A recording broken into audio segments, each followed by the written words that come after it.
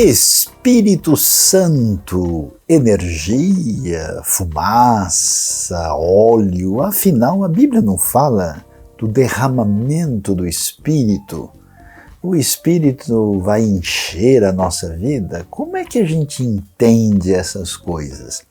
É muito importante observar que o Espírito Santo tem um lugar especial na revelação de Deus. Aliás, a Bíblia logo no começo começa ali a mostrar que Ruach Elohim merachefet al pnei hamayim, o Espírito de Deus pairava sobre a face das águas, sobre a superfície das águas, mostrando que o Espírito Santo não só faz parte daquilo que é revelado como Deus triuno, como também é o Espírito que faz parte da criação, faz parte da revelação de Deus, faz parte dessa intervenção de Deus na história e tem um papel importante na inspiração das Escrituras, nas profecias, na vida de Jesus e na vida da igreja primitiva de maneira muito particular e especial.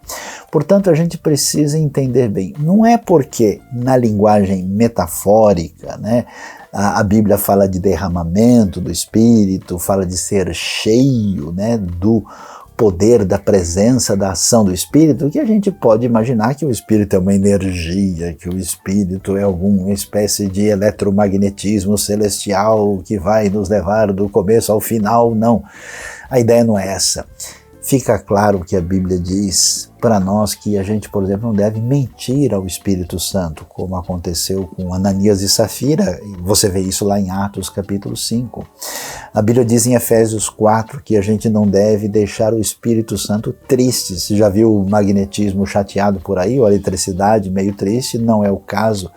Por isso é muito importante destacar que o Espírito Santo é uma pessoa. Ele é o Consolador, ele é o Conselheiro. Então a relação com Deus é uma relação que se dá nessa dimensão pessoal, relacional, de intimidade, e é tão importante entender isso porque a ação do Espírito na nossa vida é fundamental. Quando cremos em Cristo, somos selados com o Espírito Santo da promessa. Quando caminhamos na fé, devemos buscar esse enchimento do Espírito e somos chamados a manifestar o fruto do Espírito, e a garantia da nossa redenção está exatamente nisso que é chamado às vezes de penhor, de sinal de que o Espírito Santo garante a nossa redenção futura. E tem mais. A obra de Deus através da história não é pela nossa força, inteligência ou poder, acontece pelo poder do Espírito Santo de Deus. Sejam cheios do Espírito.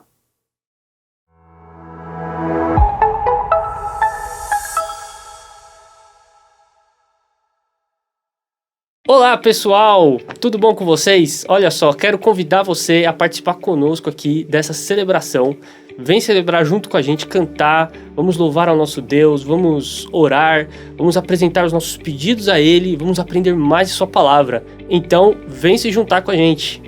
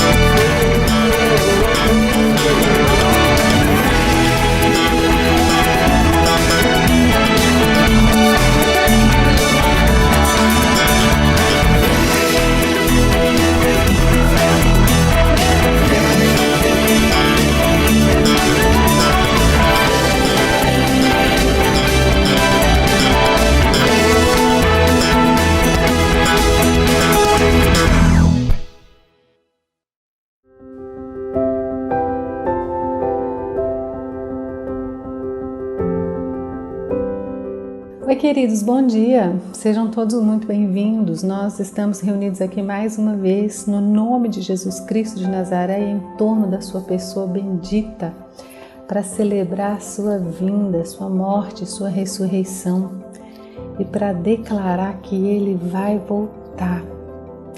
Graças a Deus por isso. Não só nós da IBNU, mas todos os santos de Deus espalhados nos 4 cantos da terra se reúnem neste momento, nas mais diversas línguas e culturas e canções, mas tendo em comum o fato de que o Salvador anotou o nosso nome no livro da vida. Isso já é motivo de sobra para a gente comemorar. Eu sei que viver anda extremamente desafiador, dependendo do local onde você está e da circunstância que você enfrenta.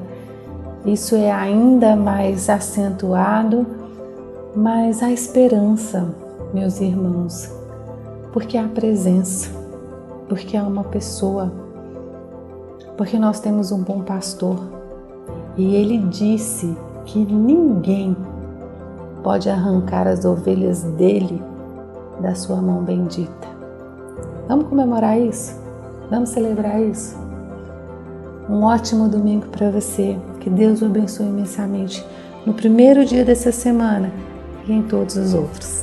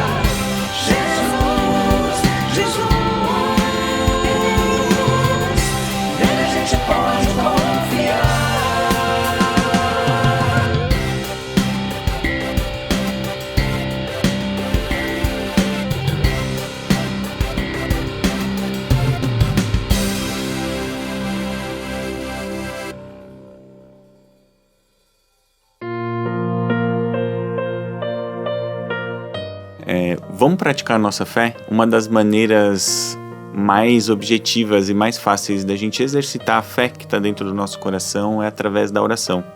E eu queria convidar você para esse momento comigo. Eu queria que você pudesse pensar em alguma coisa que você deseja, um motivo que você tenha para agradecer, numa pessoa que esteja passando por alguma dificuldade ou por uma pessoa que é muito querida para você e que você possa exercitar a sua fé apresentando essa pessoa, essa situação ou até mesmo o seu coração diante de Deus. Vamos orar comigo?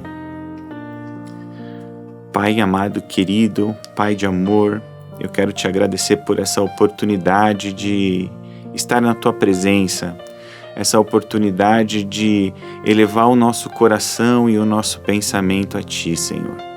Eu quero te agradecer por cada uma dessas pessoas que nos assistem e que, unindo a sua fé com a minha, agora chega diante de Ti, Senhor. Obrigado pela vida de cada uma dessas pessoas. Eu oro para que o Senhor abençoe o coração daquele que está triste, daquele que está passando por uma luta, daquele que enfrenta dificuldades na sua vida pessoal. Eu oro por aquele que está acamado, Senhor, que não tem forças para levantar, que foi acometido por uma enfermidade, seja ela física ou na alma, aquela pessoa que está em depressão, que não encontra razão de viver, que o Senhor possa nesse momento derramar a Tua graça e o Teu amor, que o Senhor possa renovar as forças delas. Senhor, eu oro também por aquela pessoa que tem motivos para agradecer, Senhor.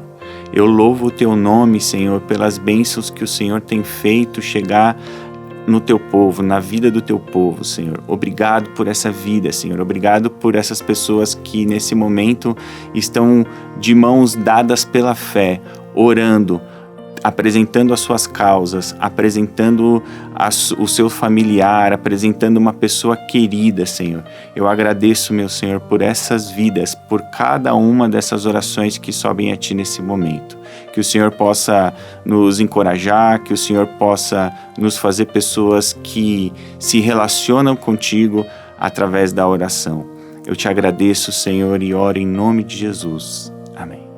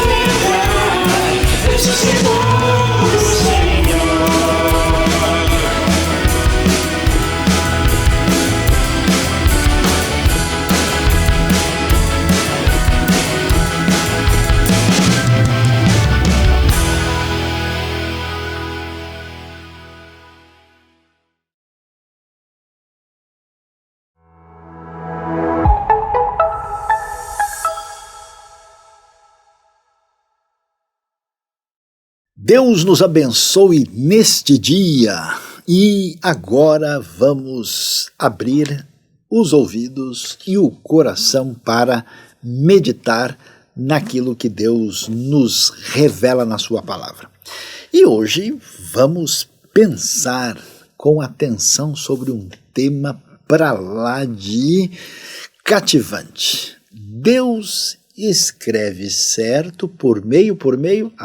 Pensou que era por linhas tortas. Deus escreve certo por meio de mulheres tortas. A gente sabe que uma vez por ano existe aí uma atenção maior à relevância, à importância do papel das mulheres na sociedade, na família e como é que a gente deve considerar essa questão diante de tantos desencontros históricos que marcam a figura feminina. E para pensar sobre isso, convido você a acompanhar comigo o texto de João capítulo 8, e eu vou ler a partir do verso 2. A Bíblia diz o seguinte: ao amanhecer, ele apareceu novamente no templo, onde todo o povo se reuniu ao seu redor e ele se assentou para ensiná-lo. Os mestres da lei e os fariseus trouxeram-lhe uma mulher surpreendida em adultério. Fizeram-na ficar em pé diante de todos e disseram a Jesus: Mestre, esta mulher foi surpreendida em ato de adultério. Na lei, Moisés nos ordena apedrejar tais mulheres. E o Senhor que diz? Eles estavam usando essa pergunta como armadilha, a fim de terem uma base para acusá-lo. Mas Jesus inclinou-se e começou a escrever no chão com o dedo. Visto que continuavam a interrogá-lo, ele se levantou e lhes disse: se algum de vocês estiver sem pecado, seja o primeiro a atirar pedra nela. Inclinou-se novamente e continuou escrevendo no chão. Os que o ouviram foram saindo um de cada vez, começando pelos mais velhos. Jesus ficou só com a mulher em pé diante dele. Então Jesus pôs-se em pé e perguntou-lhe: mulher, onde estão eles? Ninguém a condenou? Ninguém, Senhor, disse ela. Declarou Jesus: eu também não a condeno, agora vá e abandone sua vida de pecado. Uau, que texto impressionante e para lá de especial. O que está acontecendo aqui? Você vai ver, na verdade, o texto completo. Ele começa no finalzinho do capítulo 7, verso 53, e a gente vê, inclusive, que Jesus está na parte oriental de Jerusalém, ele está no Monte das Oliveiras, e então ele desce ali, atravessa o Vale do Cedron e vai chegar no templo.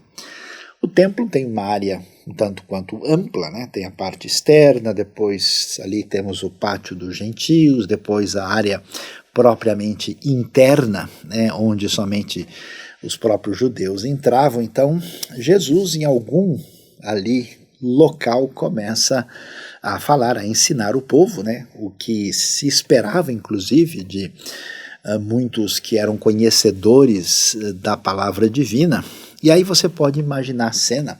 Aparecem aqui esses religiosos, e esses religiosos estão incomodados com Jesus. Primeiro que Jesus fala diferente deles, né? Eles têm uma apresentação do caminho divino que é nitidamente contrastada.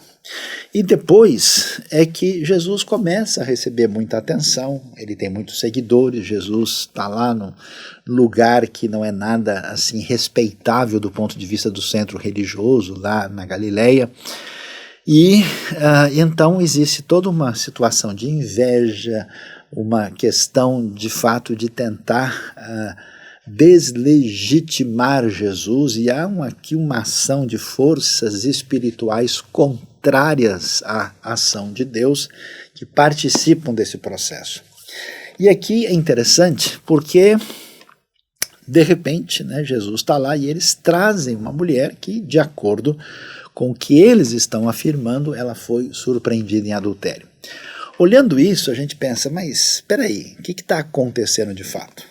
Na verdade, eles não estão interessados em qualquer postura de verdadeira moralidade ou espiritualidade. O que está em vista aqui é o que a gente pode ver, que eles estão tentando fazer o seguinte: se eles trazem essa mulher e Jesus chega e diz, não, é verdade, a lei de Moisés mandou apedrejar quem comete tal tipo de pecado, eles teriam todas as condições, digamos assim, políticas e jurídicas para chegar diante das autoridades romanas e dizendo, tá vendo, olha, o rapaz lá está encaminhando alguém para a pena de morte, e de uma maneira a revelia da autoridade romana, porque nesse momento na terra de Israel a gente sabe, os romanos dominam a terra como aqueles que são invasores e dominadores do grande império, e a lei que impera é a lei romana, mas ao mesmo tempo os romanos permitem que os judeus, diante do julgamento do Sinédrio, façam as coisas do ponto de vista religioso conforme suas leis. Então nós temos duas legislações lado a lado, e aí a gente imagina o que acontece, porque a coisa, se fosse um crime religioso autorizado por Roma, os judeus podiam fazer valer as suas leis, do contrário valia a lei romana. Jesus, por exemplo, não foi morto pela lei judaica, foi morto pela lei romana, por isso ele foi crucificado, por exemplo. E aqui, então, a coisa é de fato uma tentativa de deixar Jesus numa situação difícil. Se ele fala sim, ela deve ser apedrejada, poderiam arrumar toda uma situação problemática diante dos romanos. Mas se ele dissesse, olha, não, imagina, a gente não deve apedrejar ninguém, na verdade a coisa não é bem assim, aí eles teriam toda a condição de fazer com que Jesus fosse desqualificado, de modo a dizer, tá vendo? Deus disse uma coisa, Moisés nos ensinou, e vem esse indivíduo aí, que é esse rabino estranho da Galileia, e agora começa a falar diferente, quem ele pensa que ele é. Então, assim, a ideia era, entre fugir de um lado e fugir do outro. Você está entre a cruz e a espada, literalmente, não tem saída.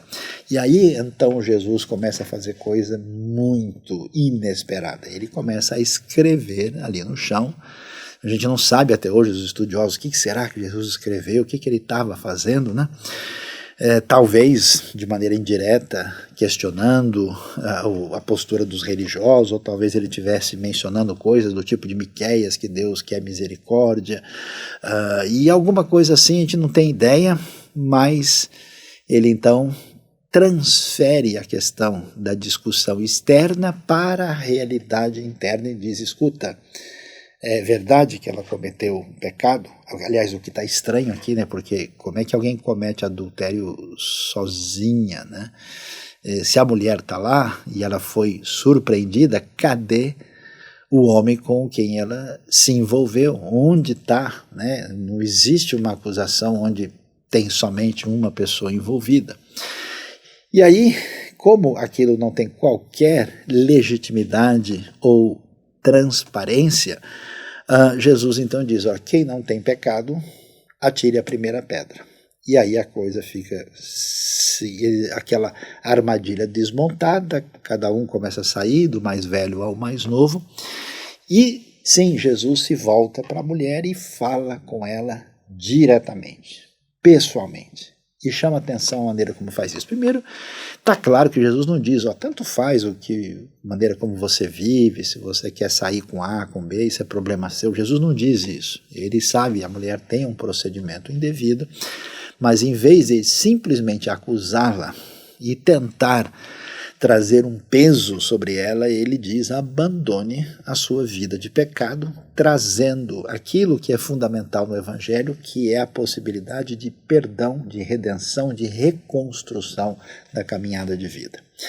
Agora, quando a gente vê Jesus agindo na vida dessa mulher, digamos assim, de vida torta, aliás, a coisa torta na vida ela tem várias facetas, Você tem gente com vida torta fisicamente por meio de enfermidade, você tem gente com vida torta por sofrimento que deixa a pessoa presa aos caminhos tortuosos da vida, você tem gente de vida torta pela conduta indevida, ou seja, o que não falta são caminhos sinuosos, difíceis, sobre os quais a gente nem consegue muito bem interpretar e, ainda mais difícil, caminhar por eles. E aqui, olhando o cenário, a gente vai ver que Jesus tem uma, digamos assim, uma proposta muito inesperada, uma proposta que, para a realidade religiosa do seu tempo, seria visto como uma proposta torta. Por quê? Porque, diferentemente dos mestres religiosos do seu tempo, Jesus chama a atenção porque ele tem muitas discípulas. Olha que coisa interessante. Alguém nesse tempo, no contexto de Israel, que era considerado um mestre respeitável, ele era medido a partir dos seus discípulos. Então Jesus já está num lugar assim que pouca gente respeita, porque é lá no interiorzão, à beira do lago da Galileia. Além disso, ele tem uns discípulos que são meros pescadores. E agora fica claro que ele tem muitas discípulas. É impressionante, de todos os grandes líderes da história das religiões, ninguém é tão impactante na sua relação profunda com as mulheres. E é curioso, né, porque a maioria dos líderes se casaram, tiveram filhos e tal, e não é o caso de Jesus. Mas ninguém fez mais diferença na vida das mulheres do que o próprio Senhor. E como ele tem discípulas, e a coisa não fica assim, digamos, na mera avaliação geral. Quer ver? Dá uma olhada em Lucas capítulo 8, nós temos um detalhamento sobre isso que diz assim: depois disso, Jesus ia passando pelas cidades e povoados, proclamando as boas novas do reino de Deus. Os 12 estavam com ele e também algumas mulheres que haviam sido curadas de espíritos malignos e doenças. Maria, chamada Madalena, de quem haviam saído 7 demônios. Joana, mulher de Cusa, administrador da casa de Herodes. Susana e muitas outras, essas mulheres ajudavam a sustentá-los com os seus bens. Então imagine comigo aqui que cena curiosa é essa. Jesus é seguido e acompanhado por discípulas. Essas mulheres, em muitos casos, como o texto de Lucas mostra, são pessoas que foram curadas de espíritos, de demônios, de espíritos maus. Quer dizer, já é um cenário assim muito fora, né, do que a gente pode imaginar como esperável.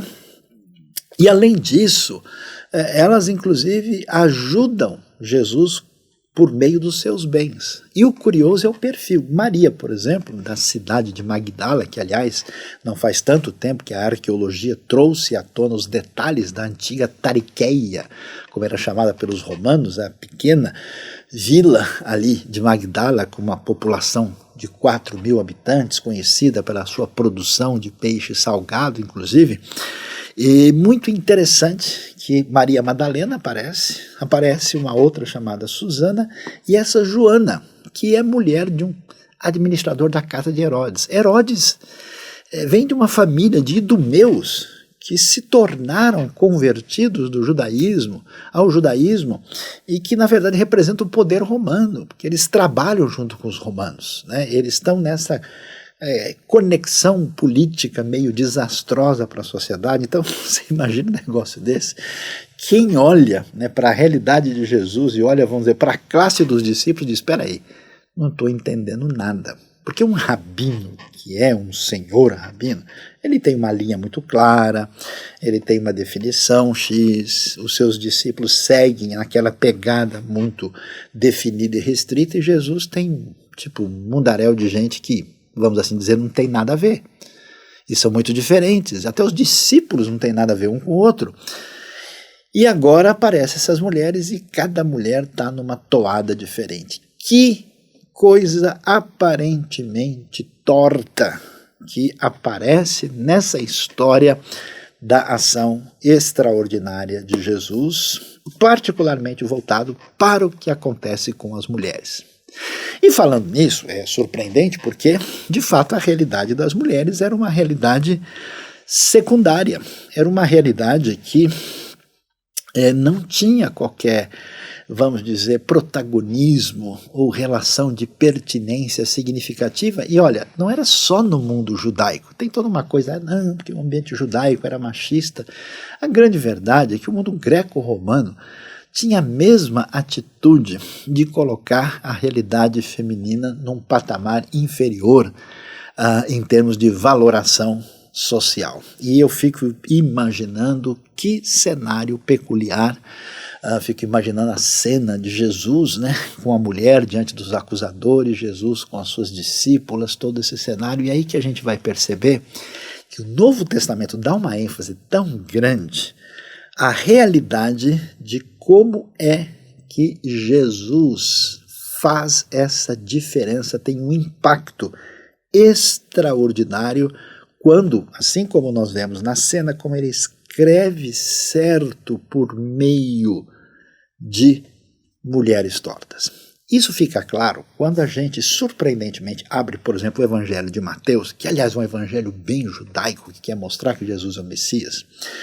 E quando a gente vai ler, curiosamente, a referência ao Jesus, filho de Davi, que apresenta uma lista ali genealógica, que você poderia imaginar, como era costume na época, de apresentar na genealogia as pessoas mais, digamos assim, valiosas e representativas. Não só Mateus apresenta gente que ninguém queria ver, né, no álbum da família, mas apresenta mulheres. Quer ver? Em Mateus capítulo 1, quando a gente lê a história da genealogia, por exemplo, Mateus capítulo 1, quando fala que Abraão gerou Isaac, Isaac gerou Jacó, Jacó gerou Judá, seus irmãos, Judá gerou Pérez e Zerá, cuja mãe foi Tamar. Pérez gerou Esrom, Esrom gerou Arão. Tamar é a mulher primeira que aparece. Em seguida, no verso 5, nós vemos a menção de Raabe, a famosa Raabe de Jericó. Depois, Raabe aparece, referência a Boaz, a Obed, cuja mãe foi Ruth, a Moabita, a famosa história tão cativante e especial do livro de Ruth. E no verso 6 diz que Jessé gerou o rei Davi, e Davi gerou Salomão, cuja mãe tinha sido mulher de Urias, ou seja, Batseba, a mulher que teve um envolvimento com Davi, e que a gente não esperaria que ganhasse qualquer tipo de protagonismo na história bíblica, ela é apresentada aqui. E, finalmente, no desfecho dessa lista, lá no verso 16, nós vamos ver a menção a Maria, que é a mãe de Jesus. Então veja lá comigo quem é que nós temos aqui. Nós temos exatamente Tamar, nós temos Ruth, a Moabita, nós temos Raabe, nós temos Batseba e temos finalmente Maria, a mãe de Jesus. O que é que significa isso? Olhando para essa lista, a gente descobre 5 mulheres. Quer dizer, olhando para a realidade de Jesus, o texto faz questão de estabelecer uma conexão diferenciada com essas mulheres. E, curiosamente, veja só, são mulheres tortas. Como assim? Nós temos 5 mulheres, a maioria delas eram gentias, mesmo, por exemplo, que Batseba não seja gentia, ela é casada com Urias, que é um guerreiro hitita que trabalha como um assalariado no exército de Israel na época de Davi. E Davi, covardemente, dá fim à vida de Urias para ficar aí com Batseba, uma história assim arrepiante. E elas eram mulheres indignas, elas vão mostrar para a gente, aqui especialmente Mateus é importante, que Jesus não era só o Messias dos judeus, ele também veio para os gentios, ele também veio para as mulheres que eram vistas como espiritualmente talvez não tão adequadas para tudo que envolvia o caminho de Deus. Ele veio para a gente pecadora e rejeitada numa época em que nenhuma genealogia incluiria o nome de uma mulher, e nenhum gentio e nenhuma pessoa indigna. Ou seja, a genealogia de Mateus muda todo o cenário, não só apresentando gente que perdeu o caminho, mas especialmente o caminho quando Deus escreve a história por meio de mulheres tortas. Quando a gente prossegue e vê isso, a Tamar, aquela nora de Judá que ficou desesperada e teve um filho do próprio sogro, Raabe, que foi uma prostituta em Jericó, que ao contrário dos israelitas acreditou tanto na palavra de Deus que até colocou em risco a sua vida, Ruth, que pertencia a um povo que fazia sacrifício humano, e certamente até mesmo de crianças adoravam o deus Camos de Moabe. E é impressionante como ela, fazendo parte de um povo rejeitado pela própria diretriz divina por causa da sua pecaminosidade, entra no cenário e Batseba, a mulher do adultério de Davi. E tudo isso faz sentido. Por quê? Porque Maria, a mãe de Jesus, nesse momento, quando se apresenta grávida milagrosamente pelo Espírito Santo, numa idade talvez de 16 a 18 anos, o que é que ela vai explicar? Ela certamente está numa situação de vergonha, de embaraço, de constrangimento absolutamente impensável. Diante desse cenário, o que é que a gente percebe é que a realidade da história antes de Jesus com essas mulheres marcam a realidade de gente que teve a vida confusa, tortuosa, bagunçada, atrapalhada, vida torta. Agora, o que chama atenção, e aí é muito interessante, a gente poderia parar por aqui e dizer, olha, tá vendo, é interessante, de fato, Mateus apresentou isso, agora entendemos, né, a ligação de Jesus com a história das mulheres.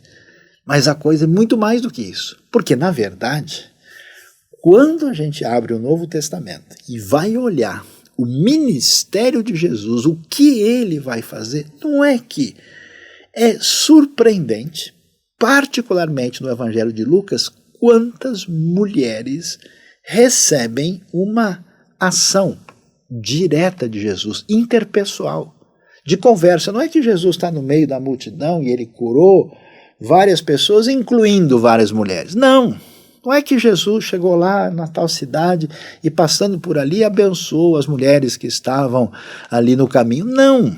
O que surpreende é a conversa pessoal, é o toque pessoal, é a interação direta e que recebe uma atenção única e diferenciada. E, curiosamente, a grande maioria desses casos são também de mulheres tortas. Isso é tão forte que até tem o caso da mulher encurvada, que literalmente, fisicamente torta, e também é curada extraordinária por aquele que é o Senhor da vida, aquilo que Jesus faz de maneira extraordinária aqui, quando a gente olha a palavra de Deus com clareza. E aí a gente pensa assim, né? Olha lá, eu estava pensando como é que eu vou mencionar isso com uma atenção adequada. E aí eu fiquei olhando para Mateus e eu vi que ele, quando apresenta, né, a lista genealógica, ele faz questão de contar tudo de 14 em 14 em 14. Sabe por quê?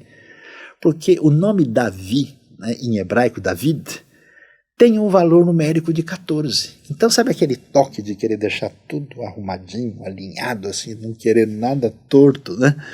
Então, Mateus faz isso, 14, 14, 14. E olha só, se a gente tem 5 mulheres destacadas até o nascimento de Jesus, que tal a gente continuar olhando os outros casos e descobrir mais 9 mulheres no ministério de Jesus. 5:9 dá 14, e a gente vai ver o que significa de fato Deus escrevendo certo por meio de mulheres tortas no ministério de Jesus. É neste momento que a gente começa a perceber algo extraordinário nessa narrativa bíblica. Até porque, quando você vê qualquer pessoa que tem a conexão direta com a mensagem divina escrevendo, você já para e presta atenção. Então, o ato, por exemplo, de Jesus escrever ali, aquilo assim já traz uma atenção diferenciada a tudo o que acontece e o que vai acontecer. Aliás, Deus resolveu deixar escritas as suas palavras. As diretrizes de Deus são os mandamentos que são escritos nas tábuas da lei. O profeta Abacuque vai falar, da visão que deve ser escrita em tábuas que todo mundo consiga ler. Quer dizer, isso tem uma atenção extraordinária. E olha que coisa surpreendente. Aquilo que vai ser escrito na palavra de Deus, que relata essas vidas, e aqui no caso particularmente das mulheres tortas, a gente vai ver que o ensinamento, o conhecimento a respeito de Deus se manifesta exatamente nesse cenário. É surpreendente como de fato Deus escreve certo, escreve o que você precisa aprender, escreve aquilo que é a sua mensagem, a sua doutrina, por meio dessas vidas tortas que são modificadas e transformadas pela ação extraordinária de Deus. Vamos ver como é que é essa história? É impressionante.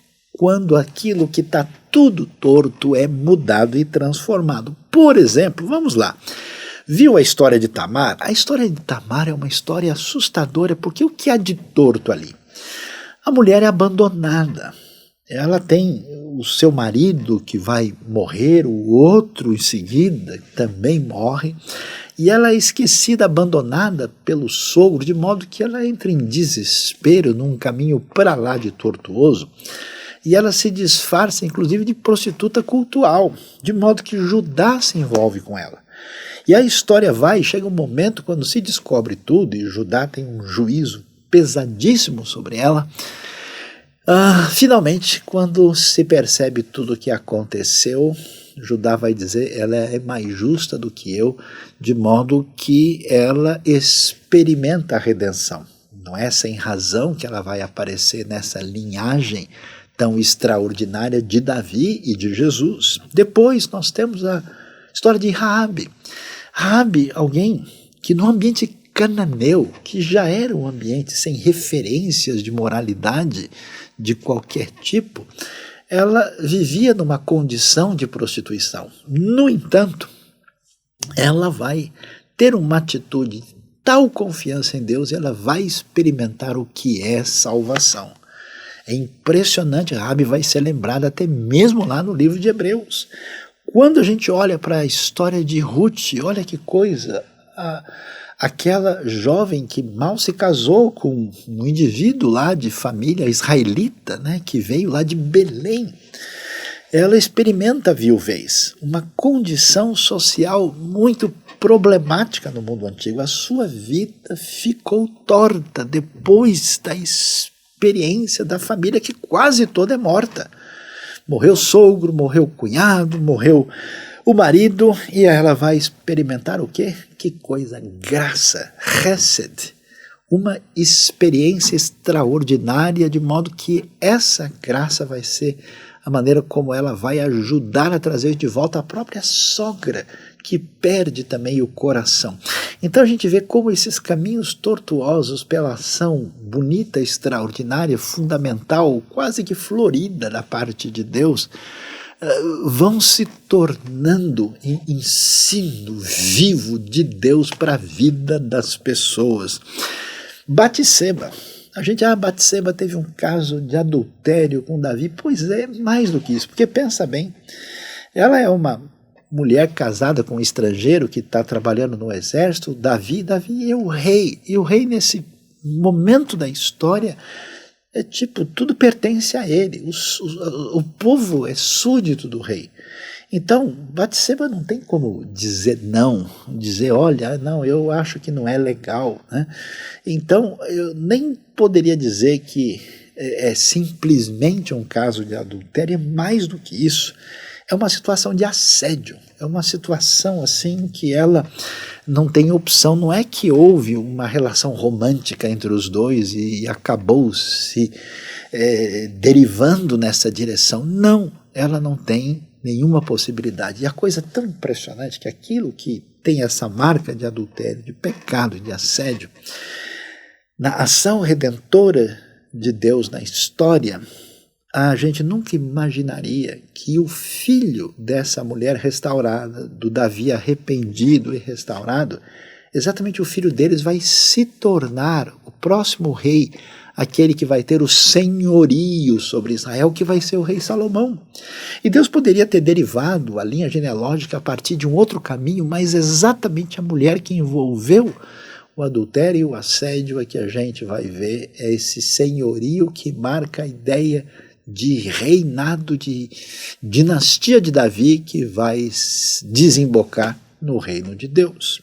E finalmente nós temos a história de Maria, numa situação de vergonha que é transformada na realidade, que aquilo que parece uma suspeita de algo que foi feito de modo errado, na verdade tem a ver com a encarnação do Filho de Deus, tem a ver com Deus conosco, tem a ver com Emanuel. Então veja que coisa impressionante: redenção, salvação, graça, senhorio, reino e a encarnação do Emanuel são tudo aquilo que a gente aprende nesse caminho de transformação. Mas quando a gente agora chega no ministério de Jesus, quem é que a gente pode ver e destacar dessas outras mulheres de uma experiência extraordinária? Eu começo mencionando, por exemplo, a samaritana de João capítulo 4. Qual é o caminho torto daquela mulher? Mulher que chega na beira do poço e Jesus puxa a conversa com ela, pede água, e aí a conversa vai, conversa vem, samaritano não conversa com judeu, e à medida em que a coisa vai se desenvolvendo, ela mostra que a sua vida emocional está destruída. Ela teve 5 maridos, ela vive com alguém agora que nem marido não é. Imagina o que é você apostar num relacionamento afetivo que deveria durar pela vida e ter isso destruído 5 vezes e viver nessa situação, inclusive com desdobramentos para a convivência com a própria comunidade. A mulher está emocionalmente destruída. E ela pertence a um grupo de pessoas que tem um entendimento todo prejudicado da verdade de Deus e nem sabem o que é correto e nem entende muito bem quem será o Salvador. E o que é que vai acontecer? Ela vai proclamar o Messias. De vida emocional prejudicada, toda torta, ela vai anunciar a mensagem quase que de porta em porta. Ela vai falar sobre o Messias. Em seguida, é interessante olhar Lucas capítulo 7. E lá a gente tem uma história assim impressionante daquela mulher que a Bíblia chama de pecadora. Era uma mulher de vida, vamos dizer, nada recomendável, uma mulher libertina. Ela está lá, né, e ela ouve falar de Jesus. Jesus está na casa do Simão e vai ter uma discussão teológica com mestres de religião. Ela entra ali e vê os pés de Jesus e ela começa a chorar, ela beija os pés e ela pega inclusive o seu perfume precioso, aliás, usado no seu caminho profissional questionável, e ela vai ali fazer algo de demonstração profunda de gratidão amorosa para com Jesus. A mulher de vida libertina, quando atingida pela palavra de Jesus, por esse escrever diferenciado certo que transforma a vida torta, ela vai mostrar um amor impressionante. Eu fico muito assim atingido por isso. Sabe por quê? Porque a pessoa que se entrega a uma vida libertina está desesperada para ter acesso a algum tipo de amor que nunca conseguiu ter. E numa situação dessa, a pessoa se desgasta que na verdade ela não consegue amar de verdade. E ela é atingida pelo Senhor de tal forma que você vê um amor altruísta tão impressionado que Jesus vai dizer que ela faz isso. Ele fala para o Simão, porque ela amou demais. Que coisa impressionante o poder de Jesus, o poder do Evangelho. E a gente continua e vai ver a história direta da mulher encurvada que aparece em Lucas 13. Aquele que é o Senhor, que envolve as nossas questões espirituais e emocionais, também mostra-se Senhor da vida no aspecto físico da vida. E essa mulher, ela é torta literalmente, ela é encurvada. E no antigo Israel, nas antigas sociedades, havia toda uma atitude assim muito problemática com quem tinha defeitos físicos. A pessoa era separada, ela tinha uma série de limitações. Quer dizer, hoje ainda isso é uma realidade desafiante. Você imagina como é que era naquele tempo. Essa mulher, é tão interessante ver o texto de Lucas 13, que quando ela é curada, é por isso que eu acho surpreendente, a gente nunca sabe como é que vai ser a endireitada que Deus está. Como é que vai ser arrumada? Ela sempre é surpreendente, ela sempre é uma poesia, ela sempre é um cântico novo. De modo que quando ela passa, por essa cura, o que eu poderia esperar? Que a mulher começou a pular e saltar e mostrar para todo mundo que ela estava curada. Ou que a mulher então foi lá e se lançou diante de Jesus em gratidão profunda, como os leprosos. Sabe que o texto enfatiza? Que ela começa a adorar, que ela passa a louvar a Deus. Uma coisa assim fascinante da maneira que é apresentada.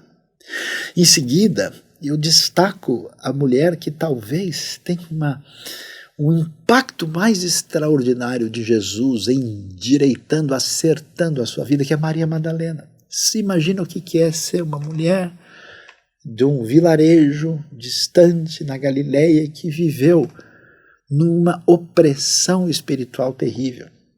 Alguém talvez pode se lembrar quando viu uma pessoa possessa ou opressa por um espírito mau. Imagina o que alguém está sob o domínio de 7 espíritos maus, 7 demônios. Ela foi libertada.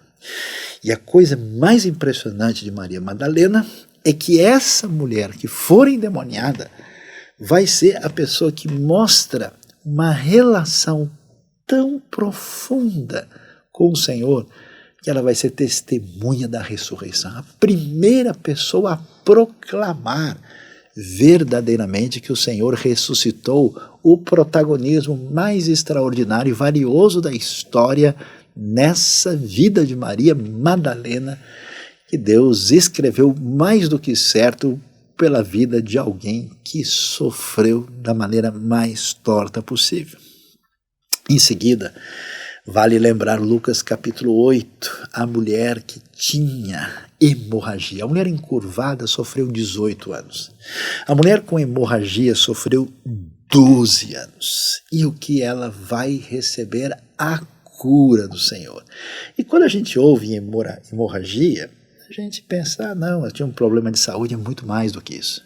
Os antigos hebreus, sob a direção divina, sabiam o que era contaminação. Era algo que envolvia o elemento ritual, cerimonial, mas também higiênico e de saúde. De modo que qualquer fluxo de sangue problemático poderia representar uma ameaça para a comunidade. Então alguém que estava sob essa impureza não tinha convivência social adequada. Estava sempre refém da sua condição problemática.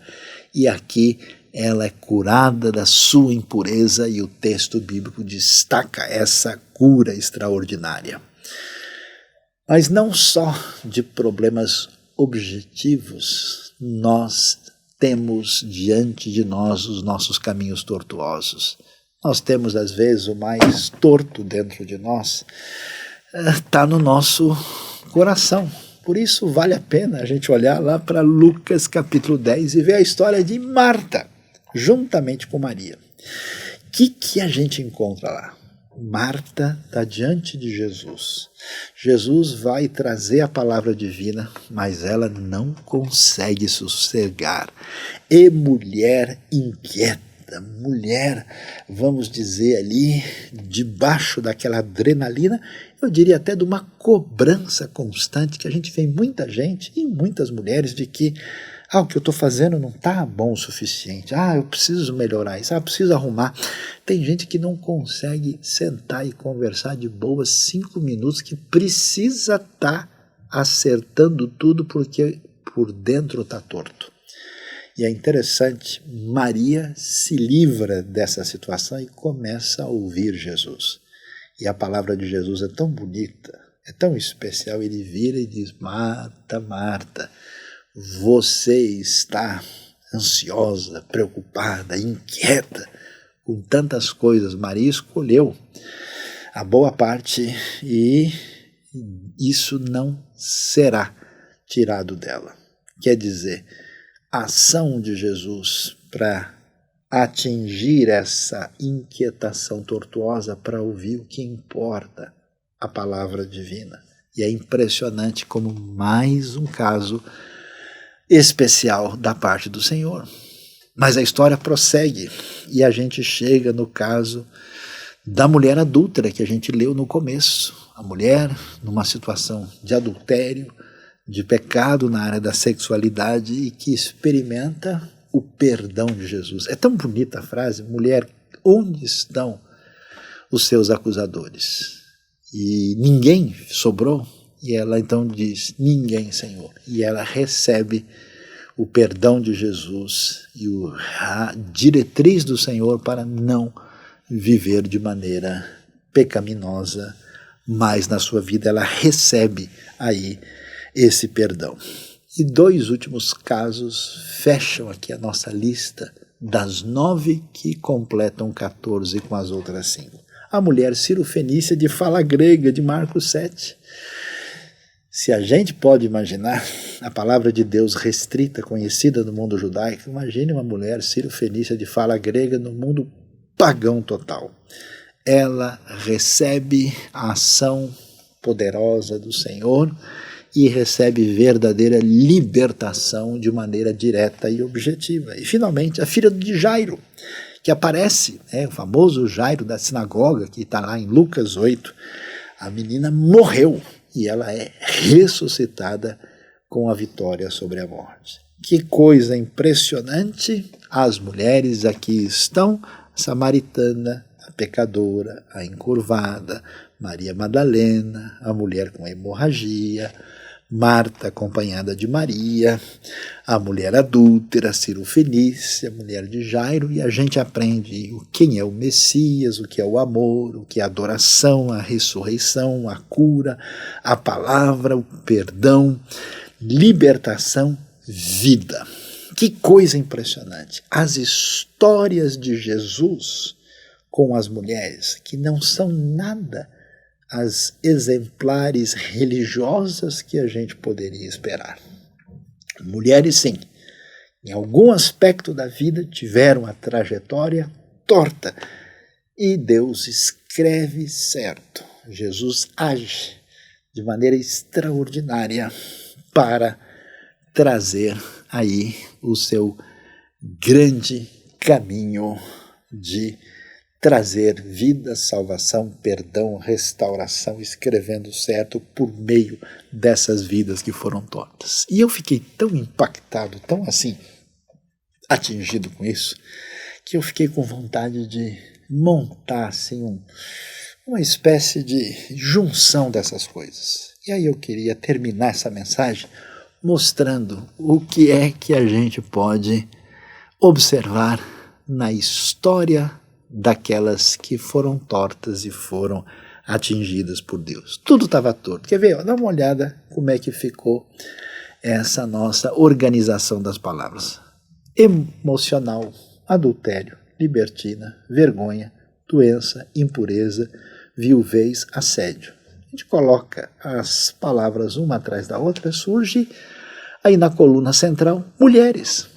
Depois, inquietação, abandono, prostituição, morte, paganismo, opressão. Sim, mulheres tortas. Deu para fazer uma construção assim semi-poética para ver a marca disso. Agora, nós aqui da IBNU, da nossa comunidade saudável para um mundo melhor, com mulheres abençoadas que fazem desse mundo um lugar melhor, a gente descobre que dá para fazer uma outra organização naquilo que Deus escreveu de certo, transformando as vidas tortas. Vamos dar uma olhada como é que Deus realmente escreve e tem escrito certo por meio das mulheres tortas? Olha lá.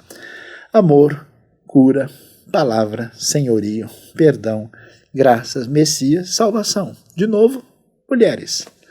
Vida, adoração, dá. Ressurreição, libertação, redenção, Emanuel, IBNU. Deus abençoe as mulheres da IBNU, as mulheres em sintonia com a palavra de Deus, as mulheres alcançadas pelo toque diferenciado de Jesus, para que elas, juntamente com os parceiros da fé, os homens, juntos, pelo reino de Deus, fazendo diferença, mostrem com clareza que Deus sempre age por meio de gente torta, de mulheres tortas, para fazer a coisa mais certa que ele poderia ter feito. Que Deus nos abençoe. Amém.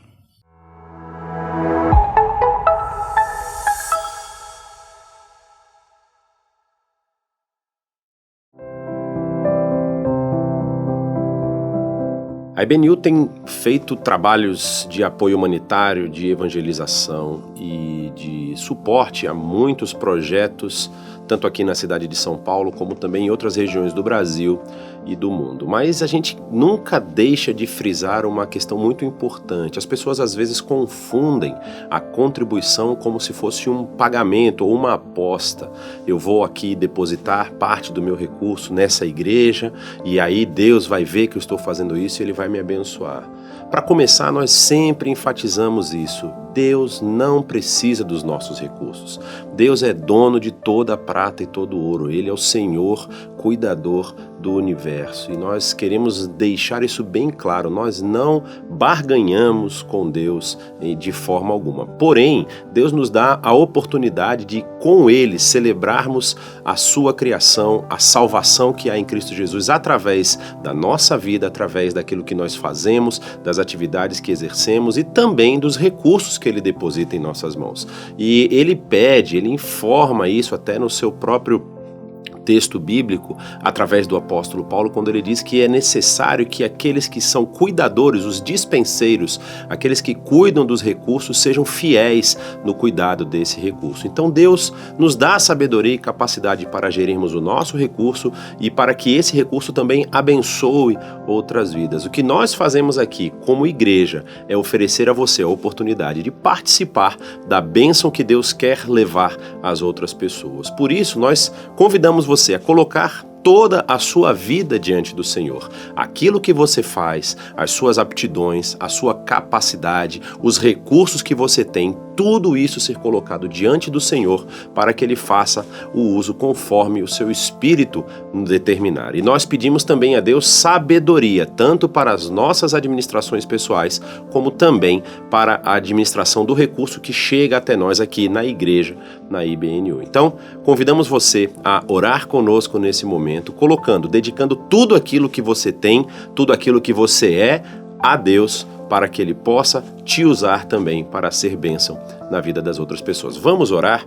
Pai, nós queremos te agradecer pela oportunidade que temos de ser participantes nesse caminho que o Senhor tem abrido para que o teu amor, a tua graça chegue nas pessoas, que o Senhor tem indicado para homens e para mulheres que muitos deles largam tudo para irem aos lugares de necessidade, tanto aqui na cidade de São Paulo, com tantas pessoas de periferia precisando de apoio, precisando de sustento, precisando de orientação, como também em lugares muito distantes aqui do Brasil, no sertão do Piauí, lá no meio dos índios na Amazônia, Paraguai, na Europa, na África, na Ásia. Tantos lugares o Senhor nos deu a oportunidade de sermos sal e luz, como diz a tua palavra, de sermos bênção na vida das pessoas. E o Senhor agora nos dá a oportunidade também de dedicarmos parte daquilo que o Senhor nos deu para o nosso sustento, parte daquilo que o Senhor tem nos dado de resultado do nosso trabalho, para dedicarmos nessa causa de abençoar as pessoas que estão sedentas, precisando do conselho maravilhoso do teu Filho, precisando desse amor inefável que o Senhor derramou sobre nós através da cruz, precisando dessa mensagem de salvação e graça que a tua palavra nos traz. Por isso, Pai, nós te pedimos, nos orienta em como devemos gerir os nossos recursos, em como nós devemos gerir aquilo que o Senhor tem nos dado, como devemos ser sábios na administração de tudo isso, e também, ó Pai, nos dá um coração cheio de gratidão, cheio de misericórdia pelas pessoas, cheio, ó Pai, de inteligência e sabedoria na aplicação e na dedicação desses recursos. Aqui na tua igreja também nos orienta onde devemos aplicar esses recursos para que o maior número de pessoas sejam abençoadas. Por isso te pedimos, Senhor, continua conosco nos orientando, nos iluminando a mente, nos orientando em quais caminhos devemos prosseguir e como devemos fazer para abençoar as pessoas que se achegam até nós. Oramos assim no nome do teu Filho amado Jesus. Amém.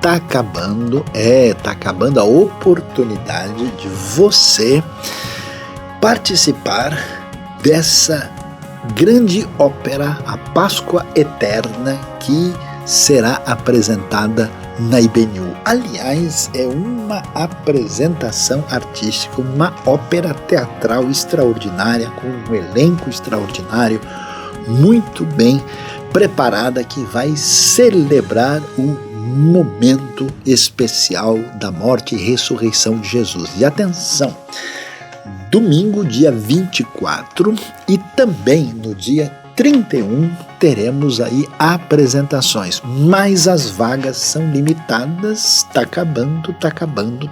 Então não deixe de participar, de comprar o seu ingresso e, aliás, de trazer os seus amigos convidados, até presenteando por meio de ingressos, para ver uma manifestação extraordinária de canto, música, teatro e a história sagrada mais importante da humanidade. Não perca a nossa Páscoa Eterna, que acontecerá aí na IBNU. Veja aí, link, preste atenção para você poder ter acesso ao seu ingresso enquanto ainda está disponível.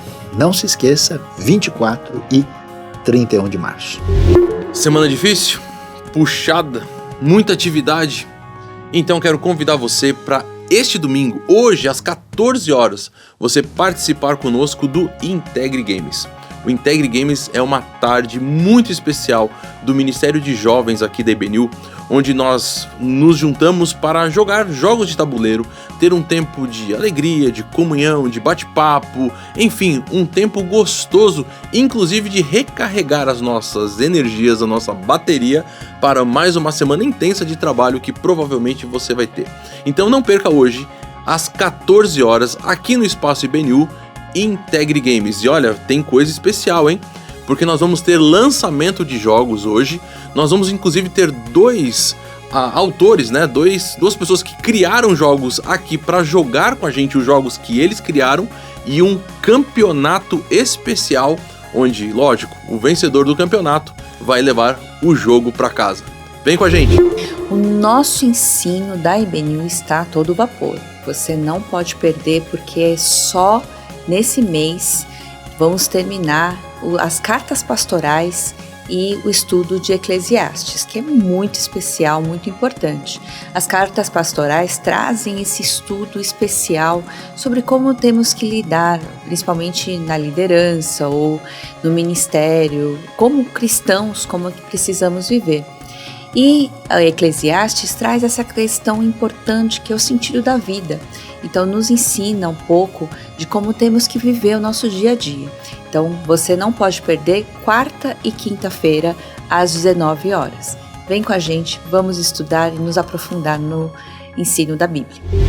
Bem-vindo a você que é novo membro aqui na IBNU. Você é muito bem-vindo em nossa comunidade e a gente tem um convite para te fazer. Se você ainda não participou de um dos grupos de novos membros, nós chamamos você a fazer parte de um desses grupos que acontecem ao longo da semana. Nós temos mais de um grupo e por isso nós pedimos que você entre em contato com a Conexão para saber mais a respeito da membresia aqui na IBNU e de como você pode fazer parte de um desses grupos. E dentro desses encontros nós temos a importante missão de integrá-la melhor na nossa comunidade e também conhecer você um pouco melhor. É a oportunidade que a gente tem de conversar, de ouvir e de explicar. É nesse contexto que a gente também fala a respeito da teologia da IBNU. Quais são as doutrinas e qual é o ensino fundamental que nós cremos a respeito de Deus, do Filho, do Espírito Santo, a respeito de anjos e demônios e vários assuntos que fazem parte da teologia básica da IBNU. Por isso nós chamamos você a participar de um desses grupos de novos membros, entrar em contato com a Conexão e participar conosco desses encontros semanais. Que bom que você ficou conosco até agora. Queremos te agradecer e queremos te convidar para participar conosco de toda a programação da IBNU durante a semana. Temos lives, temos estudos bíblicos, muita coisa boa. E compartilhe, clique no link, entre nas nossas redes sociais. Tenha uma semana muito abençoada.